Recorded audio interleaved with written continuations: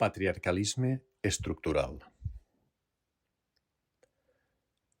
Una dona de 30 anys sol·licita una lligadura de trompes. No ho fa impulsivament, no ho fa en calent. Ho fa després d'anys de reflexió amb una decisió clara i assumida. No vol ser mare. Però quan accedeix als serveis de salut, una professional sanitària li respon que no és possible, que és massa jove, que encara pot canviar d'opinió, que si de cas ja en parlarem quan en tinga 10 més. El missatge és inequívoc. Tu no saps prou bé què vols. I això, dit a una dona adulta, és profundament ofensiu. El problema no és només aquesta negativa concreta. El problema és el paternalisme estructural que s'hi amaga al darrere. Un sistema que presumeix que una persona de 30 anys pot signar hipoteques, assumir responsabilitats penals, treballar, votar, cuidar altres persones, però no pot decidir sobre el seu propi cos si la decisió no encaixa amb un ideal reproductiu implícit. La decisió de no tenir fills continua sent percebuda com una anomalia que cal corregir, ajornar o posar en quarantena. No passa el mateix amb la decisió inversa. Ningú no exigeix una edat mínima, ni una maduresa demostrable, ni un procés de reflexió acreditat per convertir-se en mare o pare. Ningú no pregunta si aquella decisió és irreversible, si es podrà sostenir emocionalment, econòmicament o psicològicament. I així apareix una contradicció moral flagrant. D'una banda, es nega una opció raonada, conscient i informada, no tenir fills, amb l'argument que la persona pot canviar d'opinió. De l'altra, s'accepta sense cap filtre que hi hagi paternitats i maternitats sobrevingudes, no pensades, no desitjades, fins i tot rebutjades, que condemnen criatures i famílies senceres a situacions de patiment estructural. Per què una decisió responsable és sospitosa, però una decisió irresponsable és intocable?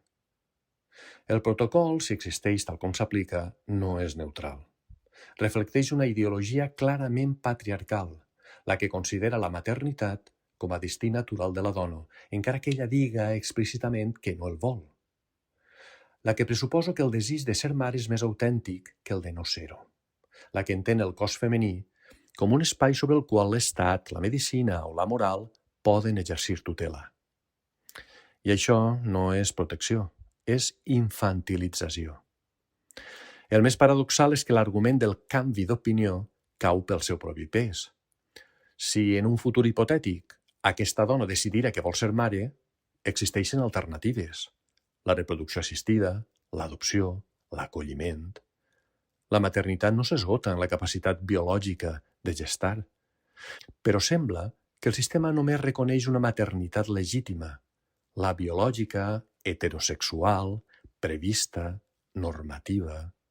Tot allò que se'n desvia genera incomoditat. Aquest cas posa sobre la taula una pregunta incòmoda però necessària. Per què l'Estat confia tan poc en la capacitat moral dels adults quan es tracta de no tenir fills, però confia cegament en la seva capacitat quan decideix tenir-ne? Quina lògica hi ha darrere d'aquesta asimetria? Potser la resposta és més simple del que voldríem admetre, perquè una societat encara profundament marcada per l'obligació reproductiva no sap què fer amb una dona que diu no amb convicció. I davant d'aquest no, opta per ajornar, tutelar o negar. Però negar aquesta decisió no la fa desaparèixer, només la deslegitima.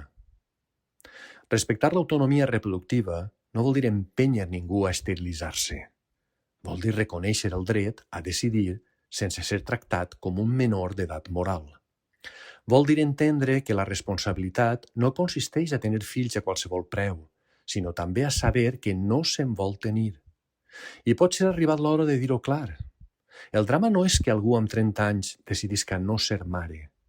El drama és obligar a maternitats no desitjades o impedir decisions madures per por de trencar un relat que ja no s'aguanta. Tractar els adults com a infants no és prudència institucional. És una falta de respecte.